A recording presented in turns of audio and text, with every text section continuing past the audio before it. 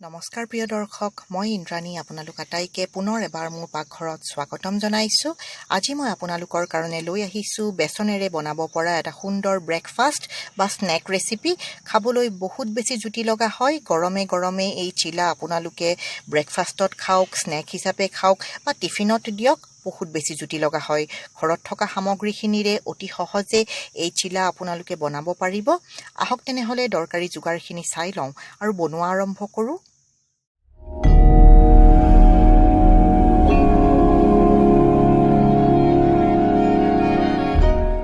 প্ৰিয় দৰ্শক, বেচনৰ চিলা বনাবৰ কাৰণে মই 2 কাপ বেচন লৈছোঁ। আপোনালোকে যিমান কেইখন চিলা বনাব বিচাৰে সেই হিচাপত বেচন লৈ ল'ব। জোখমতে নিমখ দিব। আধা চামুচতকৈ অকণমান কম হালধি দিছোঁ আৰু আধা চামুচ শুকান জলকীয়াৰ গুড়ি দিছোঁ। ভালদৰে মিলাই ল'ম আৰু অলপ অলপ পানী যোগ কৰি এইখিনিৰে এটা চেমি থিক বেটাৰ বনাই ল'ম। একেলগে বেচনত যদি পানী বেছিকৈ ঢালি দিয়ে তেতিয়া বহুবোৰ গুটি গুটি হৈ যাব আৰু পিছলৈ বৰ দিগদাৰ হয়। গতিকে অকণমান পানী দি পেলাই এটা সুন্দৰ চেমি থিক বেটাৰ বনোৱাৰ চেষ্টা কৰিব। তেতিয়া অকণো লাম্পছ নাথাকে, বৰ বঢ়িয়া হ'ব। চিলা বনাওঁতে মন কৰিব, বেচনৰ ঘোলটো যিমান ভাল হ'ব চিলাও খাই সিমানেই মজা পাব। গতিকে লাহে ধীৰে কামটো কৰিব প্ৰিয় দৰ্শক। এয়া চাওক, অলপ অলপ পানী দিয়াই সুন্দৰভাৱে বেচনৰ মসৃণ এটা বেটাৰ ৰেডি হৈ গৈছে। ইয়াত অলপো লাম্পছ নাই। ঢাকি পেলাই 5 মিনিট সময় ইয়াক মই ৰেষ্ট কৰিব থলোঁ। 2টা পিঁয়াজ মিহি মিহিকৈ কাটি লৈছোঁ, 2টা বিলাহী মিহি মিহিকৈ কাটি লৈছোঁ, 1 ইঞ্চিমানৰ আদা ৰুকি লৈছোঁ, 8-10 ফুট নহৰু মিহি মিহিকৈ কাটি লৈছোঁ, 2-3টা কেঁচা জলকীয়া লৈছোঁ আৰু এমুঠি ধনিয়া মিহি মিহিকৈ কাটি লৈছোঁ। এয়া 5 মিনিটৰ পিছত বেচনখিনি চাওক সুন্দৰভাৱে ফুলি উঠিছে, পানী চোক কৰি লৈছে বেচনখিনিয়ে। আৰু এতিয়া এই যে তৰকাৰী পাচলিখিনি মই লৈছোঁ এইখিনি ইয়াতে মই যোগ কৰি দিম। আপোনালোকে যদি ইয়াতে গাজৰৰ দিনত গাজৰ দিব বিচাৰিছে গাজৰো ৰুকি দিব পাৰে, বৰ বঢ়িয়া লাগে। এইখিনি গোটেইখিনি দি পেলাই ভালদৰে মই মিলাই দিছোঁ আৰু আধা কাপ পানী অলপ অলপকৈ মই পুনৰবাৰ যোগ কৰি এটা চেমি থিক বেটাৰ বনাব লাগিব। বেটাৰটো এতিয়া বহুতখিনি মোৰ ঘন হৈ আছে, গতিকে অকণমান পানী যোগ কৰি মই এইখিনি পুনৰ এটা চেমি থিক বেটাৰ বনাই ৰেডি কৰি ল'লোঁ। এয়া চাওক, এইটো বনাওঁতে মোৰ 1.5 কাপ পানী লাগি গ'ল।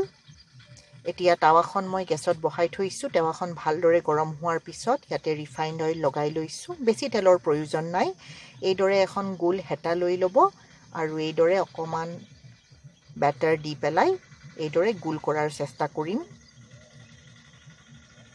এয়া চাওক, এইদৰে বহলাই দিম। এতিয়া এইখন সুন্দৰভাৱে ল' টু মিডিয়াম ফ্লেমত 2 মিনিট সময় লাগি যায় এটা ছাইড সিজোতে। এইখিনি সিজিব থৈ দিলোঁ আৰু ওপৰত কেইটোপালমান তেল এইদৰে ছটিয়াই দিম। এয়া চাওক, 2 মিনিট পিছত ওপৰৰ ৰংটো চেঞ্জ হৈছে, বেচনখিনি তলৰ ছাইডটো হৈ গৈছে। লুটিয়াই দিম। গেছৰ ফ্লেমটো ল' টু মিডিয়ামত ৰাখিয়ে গোটেইখন চিলা ভালদৰে সিজালৈকে আপোনালোকে হ'ব দিব লাগিব। মাজত অলপমান হেঁচিও দিব পাৰে হেতাখনেৰে। এয়া চাওক, সুন্দৰভাৱে চিলাখন ৰেডি হৈ গৈছে। এইটো ছাইডো 2 মিনিট লাগি যায়, 2টা ছাইড হওঁতে 4.5 মিনিটমান লাগি যায়। এয়া গৰম গৰম বেচনৰ চিলা খাবৰ কাৰণে একেবাৰে ৰেডি হৈ গৈছে প্ৰিয় দৰ্শক। আৰু এখন চিলা পটাপট মই বনাই লৈছোঁ। মই লোৱা বেচনৰ যি 2 কাপ মই বেচন লৈছোঁ, আৰামছে 6খন চিলা হৈ যায়। সেই হিচাপত আপোনালোকে বনাব।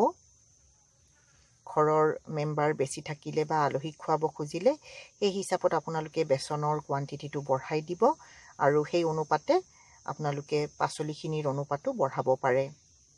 এয়া চাওক, গৰম গৰম বেচনৰ এইখন চিলাও হৈ গ'ল আৰু এয়া খাবৰ কাৰণে একেবাৰে ৰেডি হৈছে। আৰু গৰমে গৰমে চিলাৰ সোৱাদটো বেছি ভাল লাগে খাই পেলাই।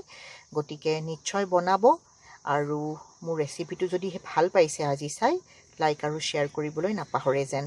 প্ৰিয় দৰ্শক, গৰম গৰম চিলা অকণমান টমেটো কেটচাপ আৰু অলপ আচাৰৰ লগত খাই ইয়াৰ জুতি নিশ্চয় ল'ব। আৰু খাই কেনেকুৱা পালে কমেণ্ট এটা কৰি জানিবলৈ মোক নিশ্চয় দিব। আজি সময় উলিয়াই আপোনালোকে মোৰ এই ৰেচিপিটো চালে বহুত বহুত ধন্যবাদ। পুনৰ লগ পাম অতি সোনকালে আৰু এটা নতুন ৰেচিপিৰ সৈতে।